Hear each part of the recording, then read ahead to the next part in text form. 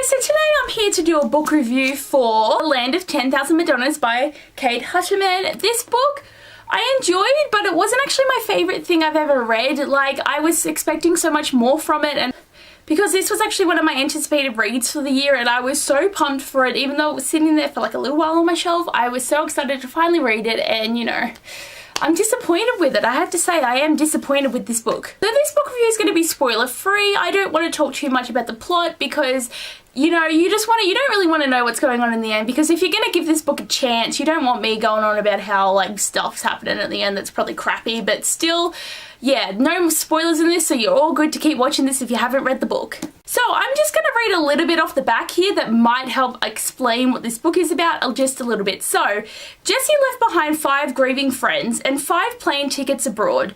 As they backpack through Europe when only their secrets for company, will they be able to fulfill Jessie's dying wish? Now, this is sort of the summary I had when I first saw this book, and I was like, that sounds kind of awesome. Like, it's going to be a really good story about overcoming grief because one of your best friends has recently died, and for some of these characters it's one of their cousins, and then it's her boyfriend. Like, you know, you got all these different characters who have impacted Jessie's life and he's impacted theirs, and what's something that I thought was going to be really good, and they were going to be backtracking and doing things. Like, I thought it was going to be more of like a bucket list kind of thing going on, but not really. It was kind of very boring. Like, all they were doing was going to Europe to actually find Jessie's birth mother, because what happened to Jessie is he actually had a hole in his heart, and that made it really hard for his heart to keep working and pumping blood. He always knew that he was going to die very young, and he was only 17 when he did die. Because Jessie had this like defect with his body, his mother left after 6 months of raising him, and he's never seen her again.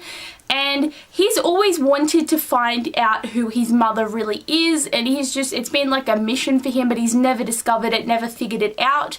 But I really thought it was strange that he wanted all, like, his 5 friends to help him look for her after he died, and I don't feel like it was very, like, fulfilling, this whole idea. Like, I didn't feel like it had enough to grieve on. Like, I feel like I'm still on this idea of a bucket list, because bucket list would have been so much better and funner, and I always like the idea of bucket list pushing people to do things they normally wouldn't do and then feeling better after doing it. So having this whole, let's find this one woman out of a gazillion people, because, you know, yeah, do that. And another issue I have with this book is I didn't feel like I connected to any of the characters. With this book, there is multiple POVs, so every single one of the 5 main characters gets a point of view, and there's also a chapter with Jessie from like writing in a notebook, so there's diary entries plus all these POVs, so I was kind of all over the shop, and it was very confusing, and like I just didn't connect to any of them, and some of them I actually really didn't like. And then I'm like, it's just, I like it when if I can't connect with the plot or the characters, it just gets very hard to read. So that's kind of why when I was doing my readathon for the benchathon, that I wasn't reading this book as fast as I wanted to, because I just wasn't connecting with anything that was happening. So Cal is sort of the main character. She was Jessie's cousin, and she feels really bad because she didn't see him for like 4 years and didn't see him before he died, and she's got this whole guilt going on about that, and that's really sad. But she's actually a mega bitch, and she calls herself out on that, so she just kept making bitchy comments throughout the whole book that kind of annoyed me. Trevor, who is her older brother, he just had issues with being really immature about a lot of things that happen in this book and in his life, and he just doesn't want to like accept responsibility, so that got annoying. Then we have Ben, who another one of the cousins, who was Jessie's cousin, so he was like cousin to Jessie as well as to Cal and Trevor, who is this overthinking brainiac who just was annoying and would talk to people and say things that were so rude, but he didn't have a filter on his brain to know that he was being rude, and he was always in your face and saying really annoying things. Then you've got Lillian, who was Jessie's girlfriend, and she was just mega bitch, so annoying the whole time. She was worse than Cal, and Cal annoyed me, so that was annoying. And then we've got Matt, who is scared of literally everything, and it's just about his fears.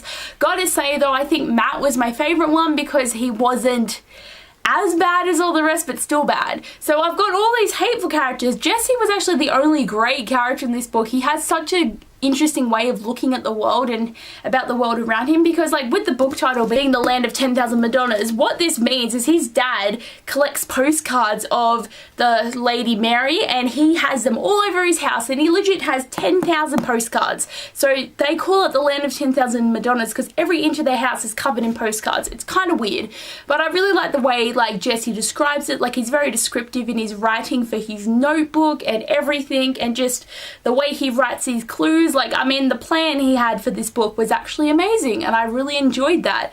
But seriously, just all the other characters were so annoying, and the way they interacted with each other was just not great.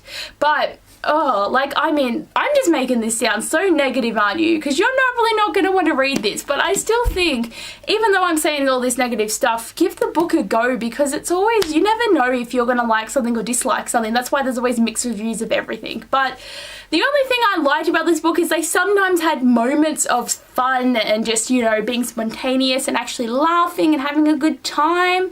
That was good. There was sometimes a good few funny quotes. Like, I think that, I gotta say though, there was a bit of closure in the end for some of these characters. Like, it was kind of good, but not really. Like, I'm not gonna lie and say that this book was the most amazing thing I ever read, because I don't want to lie and say that. I don't want to mislead people into thinking that I do like this and that it's going to be this fluffy duffy great amazing book, because not really. But I just wanted the road trip, man. The road trip is what made me anticipate this book, and it just wasn't what I wanted. Like, it's annoying me.